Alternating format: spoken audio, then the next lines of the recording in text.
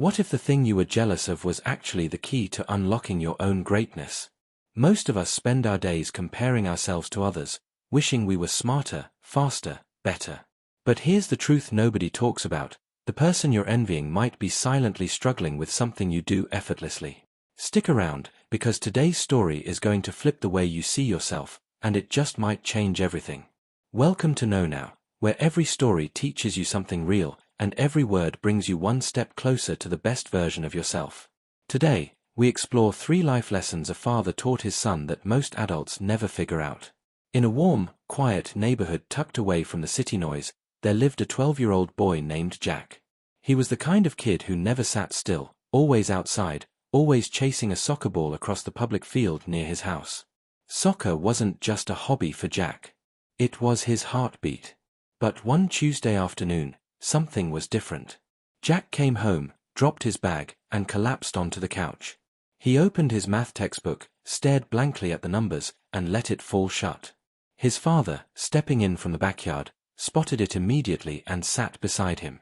"What's going on, son?" Jack sighed. "I got a bad grade in math again. But it's not even the grade. It's Leo. He always scores perfectly. No matter how hard I try, I can't come close. Am I just not smart enough?" His father handed him a glass of cool water and said quietly, "Come with me. I'm going to teach you 3 things, but you're going to discover them yourself." For the first challenge, his father told Jack to invite Leo for a soccer game the next day. Jack did exactly that. What followed was a complete mismatch. Jack was electric, weaving through players, scoring 3 clean goals, completely in his element. Leo kept losing the ball, misjudging his kicks, laughing at his own mistakes but never quitting. That evening Jack told his father everything. His father smiled slowly and said, "Leo struggles at soccer the same way you struggle at math. Everyone is brilliant at something, Jack. The mistake we make is thinking everyone should be brilliant at the same things. Leo isn't your competition. He's just walking a different path." Something shifted quietly inside Jack's chest. For the second challenge, his father asked Jack to spend the next school day watching Leo closely, counting how many times he did anything involving numbers. Jack watched carefully. Leo mentally calculated his lunch change before the cashier could count it. He solved number puzzles during break. He counted the steps between classrooms. He even counted the petals on a flower sitting on a desk. That evening Jack reported everything. His father's eyes lit up. Leo doesn't just know math, he lives it. He finds numbers in everything, every single day. That's exactly why he's so good. He squeezed Jack's shoulder. "You want to improve at something? Do what Leo does. Make it part of your everyday life. Even counting flower petals counts." Jack laughed genuinely for the first time in days.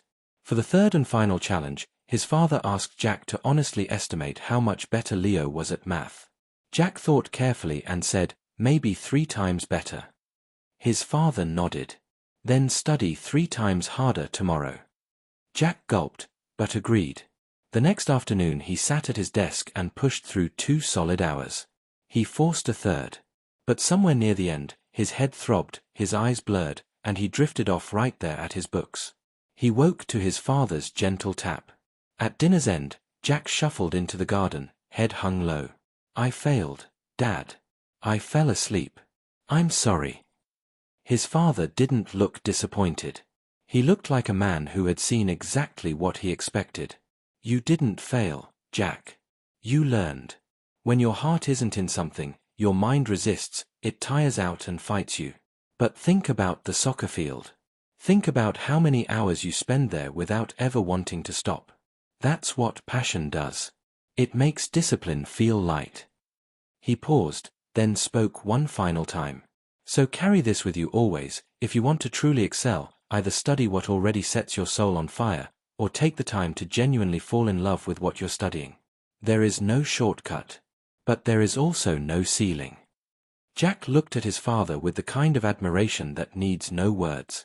And in that quiet garden, under a sky turning gold, something in him grew. That's the story of Jack, and honestly, it's a little bit all of our stories too. Keep showing up at Know Now, because every time you do, you're choosing to grow, and that choice will always take you somewhere worth going.